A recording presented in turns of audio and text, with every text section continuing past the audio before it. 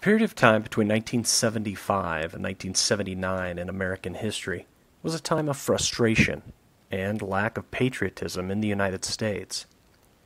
4 years earlier, the country saw its military humiliated in Vietnam. And in 1974, Americans endured the resignation of a disgraced president and later would suffer through the worst energy shortage in United States history. Along with all of that, on November 4th, 1979, Iranian students in Tehran stormed the U.S. Embassy, taking hostage 66 diplomatic personnel. President Carter would spend the next 444 days seeking in vain a way to free these Americans. The next month, the Soviets would invade Afghanistan, and there was nothing the weakened United States could do about it. All of this set the stage for the 1980 Winter Olympic Games to be held in Lake Placid, New York. The Soviet and American Olympic athletes were natural rivals due to the decades-old Cold War. Hockey teams from the Soviet Union had gone 27 wins, 1 loss, and 1 tie, and outscored their opposition 175 goals to just 44. In head-to-head matchups with the United States, the cumulative score over that period was 28 goals for the Soviet Union and 7 for the United States. The Soviet players were classed as amateurs, but soft jobs provided by the Brezhnev government allowed them to essentially play professionally in a well-developed league with world-class training facilities. They were led by legendary players in world ice hockey, such as Vladislav Tretiak, considered by many to be the best ice hockey goaltender in the world, the speedy and skilled Valery Kharlamov, as well as defenseman Vyacheslav Fedosov. All 3 would eventually be enshrined in the World Hockey Hall of Fame. A year earlier, the Soviet national team had routed the National Hockey League All-Stars 6-0 to win the Challenge Cup.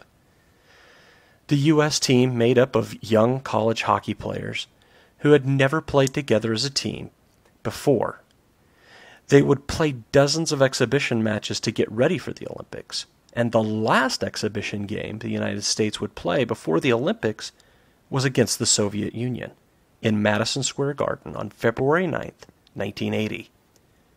The Soviets crushed the Americans 10-3.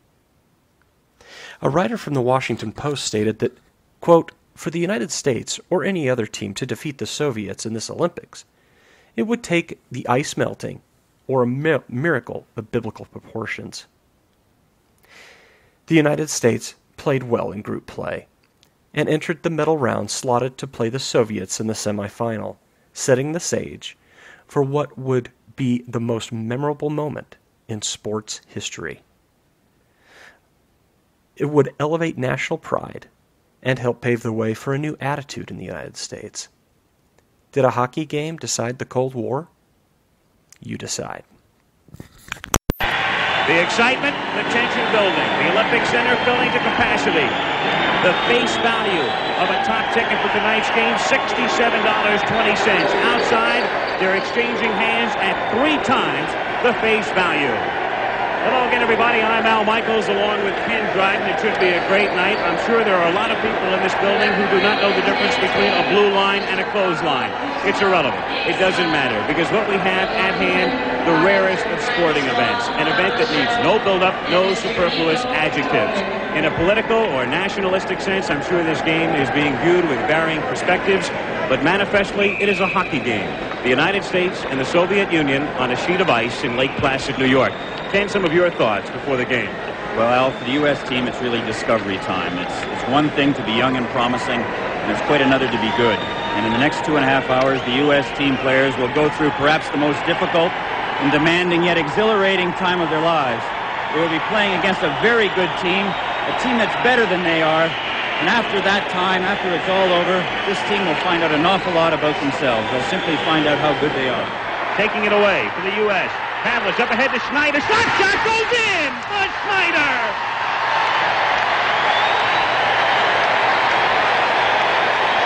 That's the type of goal you don't expect somebody like Tretiak to give up. And the United 14:03 in the period. Well, once again, it's Pavlich and Schneider combining a long shot from a fairly severe angle, catching Tretiak in the top glove side. He's well out. He's in good position, although he was moving a little bit in the opposite direction to where the shot went. Here we can see it again in the top corner. Krutov for the Soviet Union. That made it 1-0. Long shot, the easy save by Tretiak, but Johnson is there and scores with 1 second to play in the period. Right now the clock shows nothing, but it was stopped at 1 when we looked up as the goal was scored. Right now it shows nothing as the period apparently has come to an end. But the United States has tied the game. A big, big goal for the U.S. team. Ken Morrow took the shot from the other side of center ice, it's Dave Christian, knowing that there was almost no time on the clock, but the rebound comes right out to Mark Johnson, who goes wide of Tretiak to tie it up. A very careless rebound, an uncharacteristically careless rebound by Tretiak. There you see it again as he sweeps wide and perhaps their final rush on this power play opportunity. 13 seconds left in the penalty.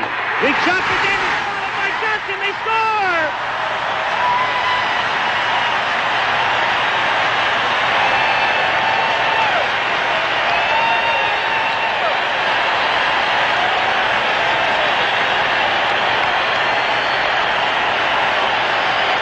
Well, a goal that absolutely came out of nowhere. The U.S. team did not seem to be threatening.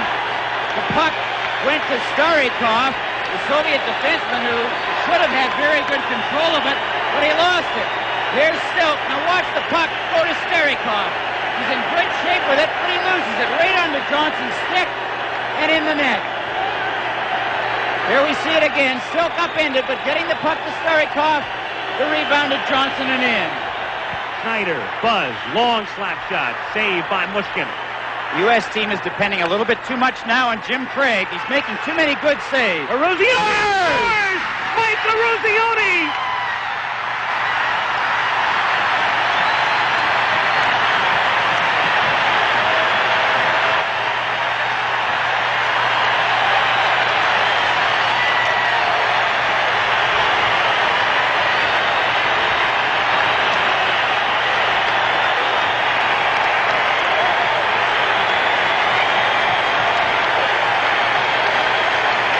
Got Bedlam. Oh, I love Brooks' reaction. Here it is again. Here's Eruzione using the defenseman as a screen. A good low shot. Just the kind of goal that Eruzione scored about 2 weeks ago against the Soviets in Madison Square Garden. There's Provukin going down to try to block the shot. It goes 28 seconds. The crowd going insane. Karlamov shooting it into the American end again. Morrow is back there. Now Johnson, 19 seconds. Johnson over to Ramsey. Leonov gets checked by Ramsey. McClanahan is there. The puck is still loose. 11 seconds. You've got 10 seconds. The countdown going on right now. Morrow up to Schultz. 5 seconds left in the game. Do you believe in